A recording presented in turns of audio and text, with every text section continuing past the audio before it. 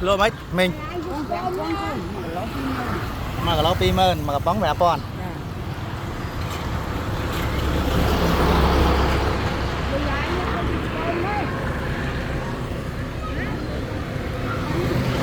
còn liên tật vào dạ ôi liên ấy trong đây bánh hoặc bay hộp cả dạ dạ được làm lấy đâu bay hộp cả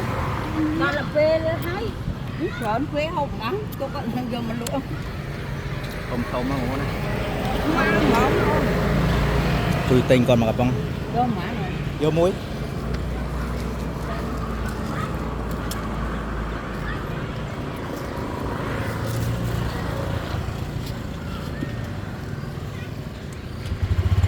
thèm ở rồi chưa phải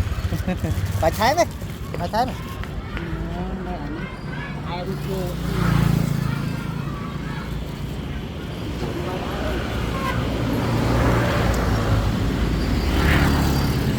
bởi đặt con rồi dạ dạ